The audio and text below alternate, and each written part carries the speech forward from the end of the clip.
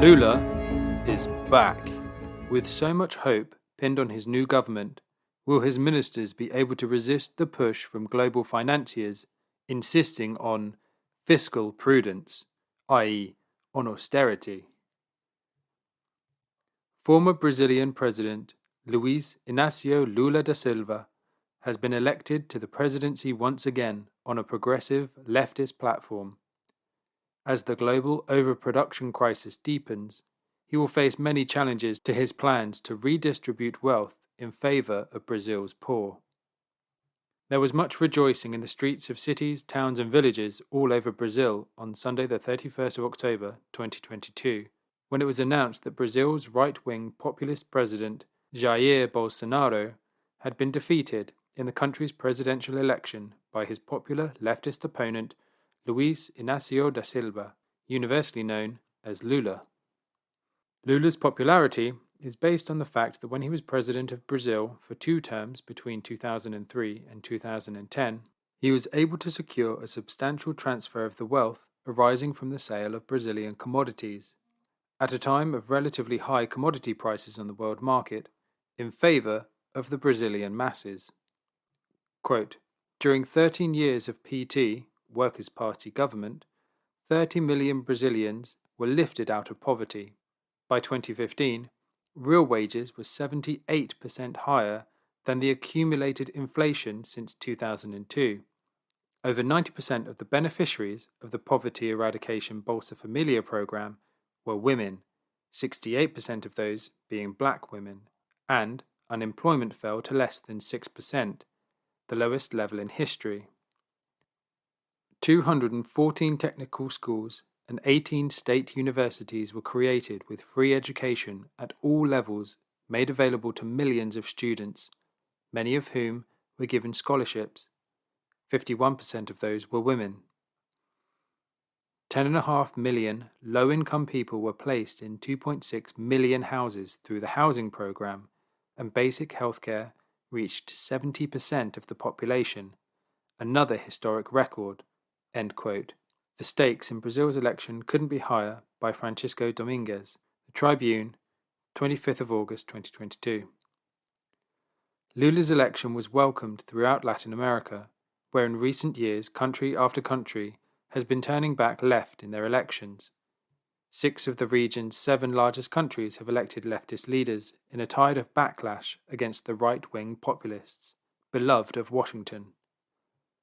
Quote, Sunday's result additionally marks another defeat for a member of the so-called Lima Group, an ad hoc group of regional leaders that supported Washington's efforts to oust Nicolás Maduro from power. Nearly all of the politicians involved with the Lima Group have been ousted by voters or seen their political parties replaced by leftist or progressive leaders who have sought to cooperate with the Venezuelan government. End quote. Venezuela's Maduro celebrates Lula victory in Brazil election by José Luis Granados Seda, Venezuelan Analysis, 31st of October 2022. Lula's victory also comes as a great relief to environmentalists, as Lula is very committed to trying to limit the pace of destruction of the Amazonian rainforest that is causing severe damage to our planet. Quote, his election will likely be good news for the health of the Amazon rainforest, which is vital to the fight against climate change. Mr. Bolsonaro championed industries that extract the forest's resources while slashing funds and staffing for the agencies tasked with protecting it. As a result, deforestation soared during his administration. End quote. Brazil elects Lula, a leftist former leader, in a rebuke to Bolsonaro. New York Times, 30th of October 2022. In fact, during the first half of 2022, 1,500 square miles of deforestation took place, close to twice as much as in the same period of 2018, before Bolsonaro's election. However, things will not be easy for the new president, who takes office on the 1st of January.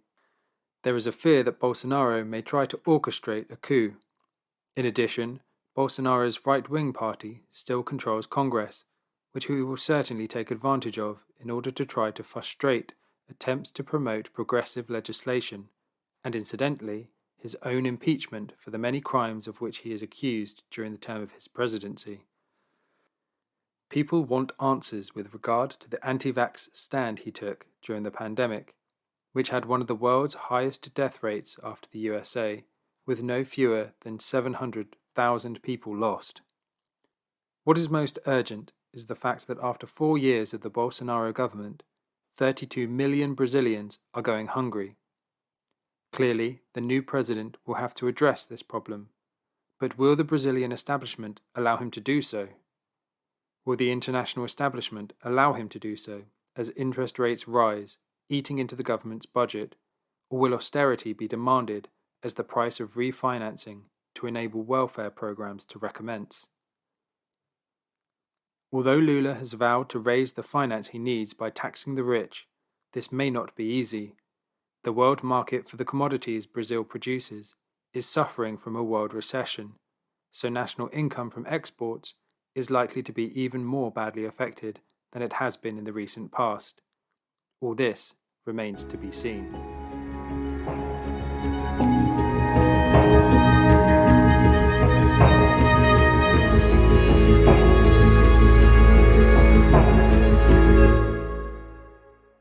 Thanks for listening to Proletarian Radio.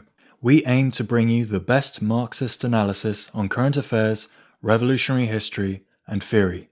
Do like, comment, subscribe, and share our content to help us reach the widest possible audience. We are a small organization with limited resources, and we need workers' support if we are to grow and fulfill our mission. If you are able to make a one-off or regular donation, no matter how small, please visit our website at thecommunists.org and register as a supporter.